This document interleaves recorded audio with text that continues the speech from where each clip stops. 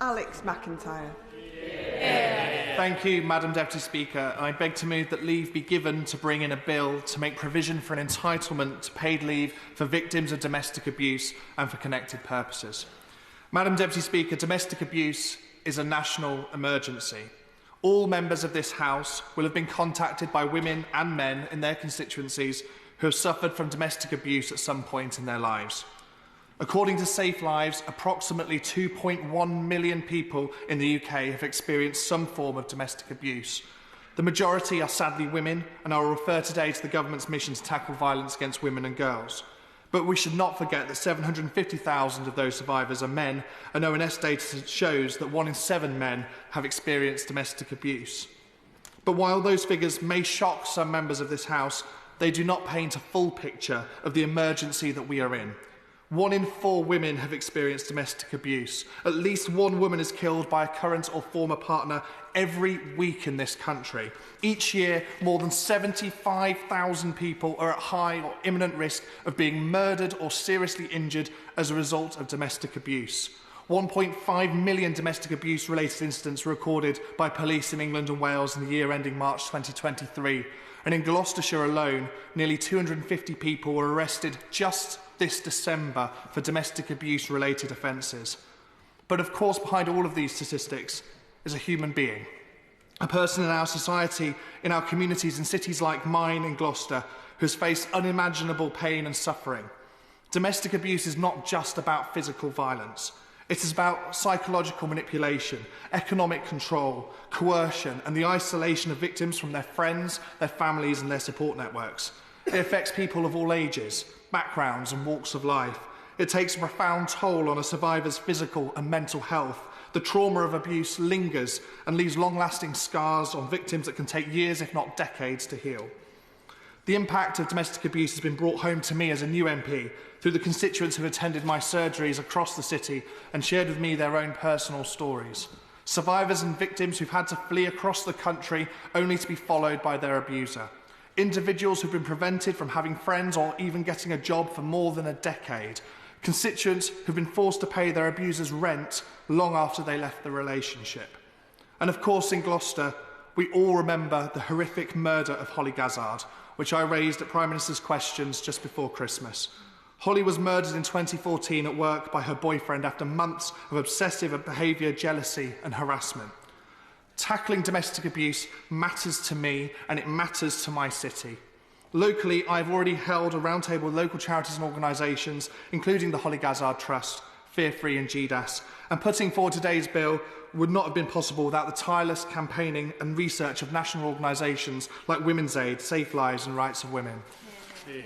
Madam Deputy Speaker, I am pleased that this government is already getting on with the job of supporting victims and survivors of domestic abuse as part of its unprecedented mission to halve violence against women and girls. We have already introduced domestic abuse specialists in 999 control rooms up and down the country and rolled out domestic abuse protection orders, which enable victims to be protected from all forms of domestic abuse, including non-physical abuse and controlling or coercive behaviour. But I genuinely believe that this bill could play an important part in this mission and could change the lives of victims and survivors across the country. But why this bill? Well, Madam Deputy Speaker, perhaps one of the most challenging aspects of leaving an abusive relationship is the financial reality. Survivors often find themselves trapped in cycles of abuse because they simply cannot afford to leave. Figures from Women's Aid's recent research, The Price of Safety, suggest it could cost a survivor almost £50,000 to leave an abuser. That's based on the direct costs of fleeing and rebuilding a new life. But for many victims, despite this financial burden, taking time off work is an unavoidable necessity. Whether it's for medical treatment, finding a new place to live, attending court hearings, seeking legal advice, taking their children to safety. The demands on a survivor's time are overwhelming. Many are forced to take holiday, Madam Deputy Speaker, to give evidence against their abusers in court.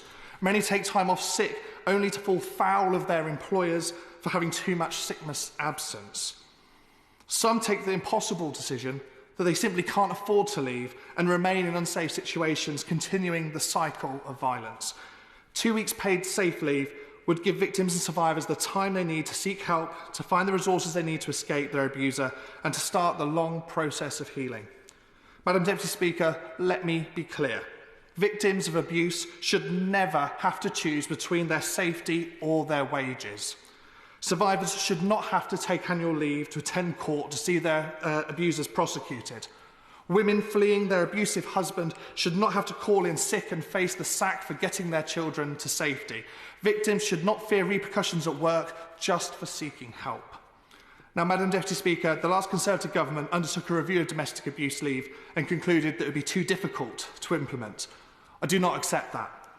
What I do accept is there will be complexities in ensuring that this entitlement to paid leave works as intended, that it supports survivors and victims of domestic abuse, that it provides a framework by which survivors and victims can feel confident in having confidential conversations at work about what they're going through at home, free from fear of repercussions or a detrimental impact on their career. However, unlike the party opposite, I don't believe that just because something is difficult means it should be stuck in a drawer and forgotten about. That is why I am proposing that the bill require the Secretary of State to come back with regulations to implement safe leave.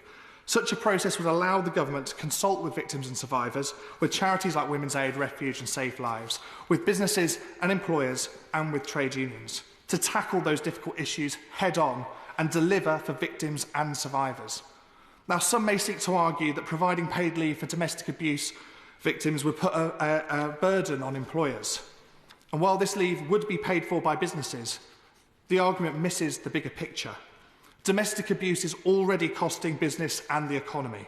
A 2019 study by KPMG shows that businesses in the UK lost £316 million a year as a result of work-related absences due to domestic abuse. Women's Aid and Res Publica have calculated domestic abuse cost the society £78 billion in 2022 alone. The reality is that employers who already voluntarily offer supportive work environments, including domestic abuse leave, tend to foster loyalty, improve employee retention, and create safer, happier and healthier workplaces. We are at a point where it is no longer enough to say that domestic abuse is a personal issue. It's an issue that should concern every workplace, every employer and every member of this House. Hear, hear. Madam Deputy Speaker, when looking for examples on how safe leave can be introduced in this country, we do not have to look far. In fact, parts of our United Kingdom have already begun the process of introducing safe leave. And in 2022, the Northern Ireland Assembly passed the Domestic Abuse Safe Leave Act and are currently consulting on proposals. Residents in the Republic of Ireland, New Zealand, Australia, Canada, the Philippines all have the right to time off work because of the domestic abuse they have suffered. Now, as this government is taking a global lead on tackling violence against women and girls, I truly believe that this proposal would be a fantastic part of that agenda. Madam Deputy Speaker, today I hope to start a conversation in workplaces up and down the country where employers ask themselves a very simple question. If one of my employees was suffering from domestic abuse, would they come to us for help? If the answer is no, then surely more needs to be done. Safe leave would save lives. Safe leave would start conversations in workplaces in my city of Gloucester that will help survivors and victims of domestic abuse get to safety, get the support they need and get back on their feet. Imagine living in a society where victims and survivors of domestic abuse feel safe and empowered to seek support at work. Imagine that having fled your home, got your children to safety and then taken legal action against your abuser, you didn't have to worry about your job, that you could take the time to attend court, get medical help, see your solicitor, safe in the knowledge that you had a protected and paid right to time off. That is the kind of society that I want to live in. Madam Deputy Speaker, in closing, I ask this House to consider the many victims and survivors who are suffering in silence today. I ask members to think about the children and families whose lives have been torn apart by violence. And I ask all of us to think about what we as members of this House can do to ensure that these survivors are not abandoned or left behind. Introducing 2 weeks paid leave for victims of domestic abuse is a step towards a more just, compassionate and equal society. It is a commitment that we will stand by survivors, we will support them, and that we will never stop fighting until violence against women and girls is a thing of the past. Thank you. Yeah.